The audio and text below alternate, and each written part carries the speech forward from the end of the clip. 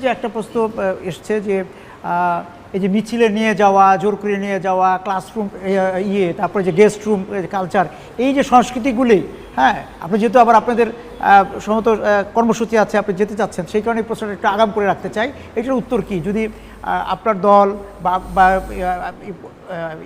আপনি যান বা আপনার সহকর্মীরা যদি কেন্দ্রে যায়, আমাদের হল সংসদগুলো তো আছে, সেইখানের সংস্কৃতিটা কি দাঁড়াবে?